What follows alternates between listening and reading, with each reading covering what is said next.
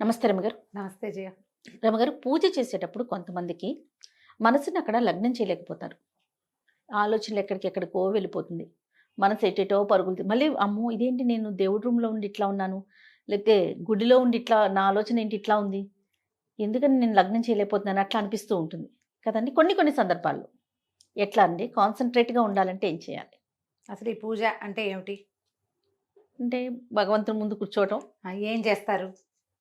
దీపం పెడతాం, పలహారం పెడతాం, హ్మ్. ఒక దండం పెట్టుకుంటాం. ఏదన్నా చెప్పుకోవాలనుకుంటే స్తోత్రాలు, మంత్రాలు లాంటివి చదువుకుంటాం. క్రియ దీపం ముట్టించడం, ఇవన్నీ సవరించడం, తొడవటం, పువ్వులు పెట్టడం, తర్వాత నువ్వు అన్నట్టు నివేదన చేయటం. వీటితో పాటు స్తోత్రం చదవటం అనేది ఒక పాయింట్ ఉంటుంది కదా. ఇది ఎంతమంది చేస్తారు? చదవటం అనేదా? పర్సంటేజ్ తక్కువ అవ్వచ్చు. తక్కువ అవ్వచ్చు. అలవాటుగా నోటికి చదివేసుకుంటూ పుస్తకం లేకుండా కడకడకడ చదివేస్తూ ఈ క్రియ కూడా చేసేవాళ్ళు కొంతమంది ఉంటారు. లేదా ఈ క్రియ చేసేసాక ఏదైనా ఇటు చదువుకునే వాళ్ళు ఉంటారు కదా. వీళ్ళిద్దరికీ ఇలా చెడు ఆలోచనలు రావు. ఓకే. నువ్వు నోటితో ఏదైనా చదువుతున్నప్పుడు పైకి మనసు ఇంకెటు వెళ్ళదు. ఎటు వెళ్తుంది? మనసు అటు వెళ్ళింది అనుకో, ఇది ఆగిపోతుంది. నువ్వు ఊహిస్తావు, ఊహించేటప్పుడు సౌండ్ ఆగిపోతుంది కదా. ఇట్లా చూసి చదవాలి. చూడటము చదవటము రెండు క్రియలు. నోటితో చదవటం ఒక క్రియ, చూసి చదవటం రెండు క్రియలు జరుగుతాయి. రెండు క్రియలకి మనకి కాన్సన్ట్రేషన్ ఎక్కువ అవసరపడుతుంది కదా. అవును. ఇలాంటప్పుడు వేరే ఆలోచన ఎలా వస్తుంది? రాదు. ఎప్పుడు వస్తుంది వేరే ఆలోచన? నువ్వు ఖాళీగా ఉన్నప్పుడు, నువ్వు దీపం ముట్టించినప్పుడు, పువ్వులు అవి సర్దుతున్నప్పుడు, లేదా ధ్యానం చేద్దాం, ఏదైనా మెడిటేషన్ చేద్దాం అనుకున్నప్పుడు, భగవద్ ధ్యానం లోపల చేసుకుందాం అన్నప్పుడు మనకి వేరే ఆలోచనలు వస్తాయి. ఇందులో జపం చేసేవాళ్ళు ఏదో ఒక నామం ఏదో చేసుకుని నామం జపం చేసుకుందాం అనుకుంటున్నారు అనుకో, ఆ జపం నడవకుండా ఆలోచనలు పోతూ ఉంటాయి. లేదా దేవుడు అని ఇక్కడ భూమధ్యంలో పెట్టుకోవాలనుకుంటా, అప్పుడు కూడా అంతే. నేను పొయ్యి మీద పాలు పెట్టానా, నేను అది ఏదైనా పెట్టానా, అదే ఇదే, పొద్దున ఇలా అయింది, వాళ్ళు అలా అన్నారు, వీళ్ళు ఇలా అన్నారు, ఇవన్నీ ఊహలు వస్తాయి కాన్సన్ట్రేషన్ లేకపోతే. లేదా మనం ఏదైనా తీవ్రమైన ఒత్తిడిలో ఉన్నప్పుడు వస్తాయి. రెండు చిన్న ఉపాయాలు. ఏదైనా నోటికి చదువుతూ పూజల దగ్గర ఉండండి, చదవండి. ఏదైనా భగవంతుడికి సంబంధించిన నామోచ్చారణ పైకి, లేదా ఏదైనా పాట పాడుకోండి, ఇది సాధారణమైంది. లేదా అది కాదండి, ధ్యానాన్ని కూర్చున్నప్పుడే నాకు ఇట్లా పిచ్చి పిచ్చి ఆలోచనలు వస్తాయి, ఏవేవేవో వచ్చేస్తాయి, అవేవో గుర్తొస్తాయి, కాన్సన్ట్రేషన్ కుదరదు.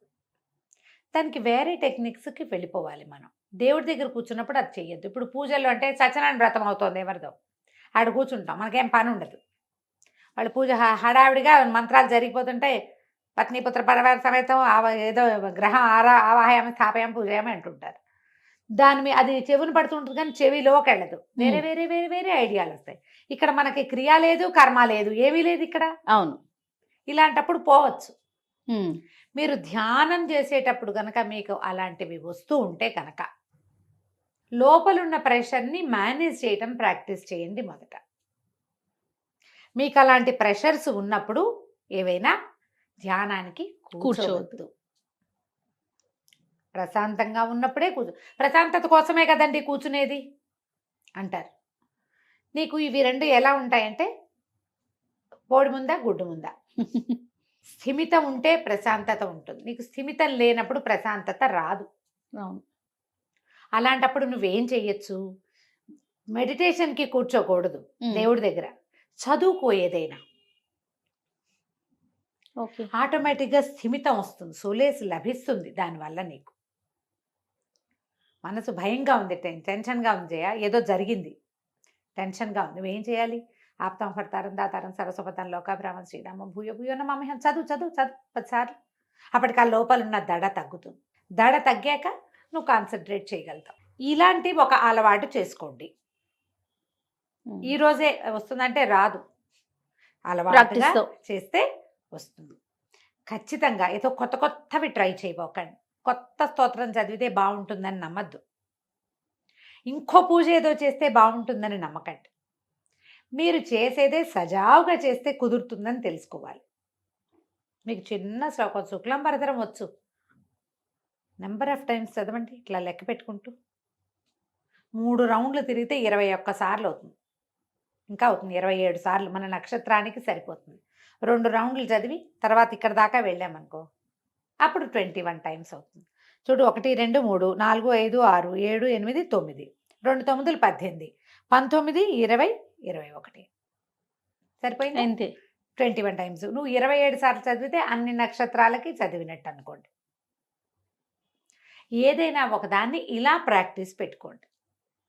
మీరు రోజు పుస్తకం చూసి చదివేటప్పుడు కొన్నైనా మీకు నోటికి వస్తాయిగా గ్యారంటీగా. శ్రీరామ రామ రామేతి చదువుకోవచ్చు, ఆపదామ భర్తారం చదువుకోవచ్చు, అమ్మవారిది ఏమైనా స్తోత్రాల్లో శ్లోకమో ఒకటి చదువుకోవచ్చు, గాయత్రిని చదువుకోవచ్చు. గాయత్రి మంత్రం కాదు, గాయత్రి ధ్యాన శ్లోకం. అట్లా ఏదైనా చిన్నది, ఒట్టి శుక్లాంబరధం వచ్చు, సరస్వతి నమస్తభ్యం వచ్చు, ఏదో ఒక దాని మీద వాలి ఉండటాన్ని ప్రాక్టీస్ చేయండి. నేను చెప్పా కదా, నిద్రలో కూడా ఆపదమ్మ భర్తారం వస్తుంది నాకు. నిద్ర పట్టలేదు, ఆపదమ్మ భర్తారం చదువుకుంటాను నేను మంచం మీద ఉండి కూడా. ముందు పవిత్రోవా అనుకుని, సర్వావస్థాంగతోపివ యస్మరేత్ పుండరీకాక్షం సబాహ్యాభ్యంతర శుచి.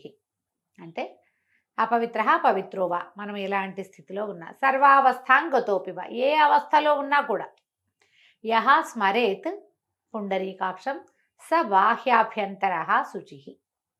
ఎవడైతే పుండరీకాక్షుడిని స్మరిస్తాడో వాడు బాహ్యము ఆభ్యంతరంలో కూడా శుచి అవుతాడు అని పుండరీకాక్ష పుండరీకాక్ష అని చెప్పుకుని ఆపదమ్మ భర్తారం చెప్పుకుంటారు. 100 టైమ్స్ ఆపదమ్మ భర్తారం చెప్పుకున్న రోజులు కూడా ఉంటాయి.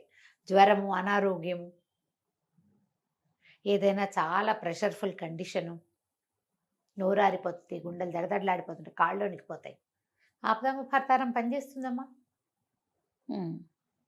మీకు పనిచేస్తుంది, మాకు చేయదు అని చెప్పకండి. ఎవరికైనా పనిచేస్తుంది.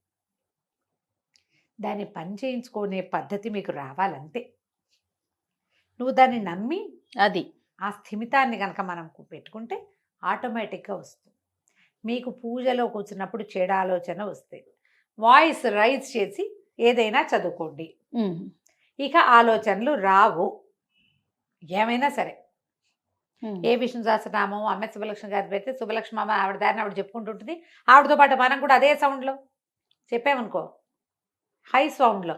సౌండ్ పెంచేసరికల్లా ఏమవుతుంది, క్రియలు పెరిగిపోయినాయి మనవి. అవును, సౌండ్ హై సౌండ్ వినడం ఒక ప్రక్రియ.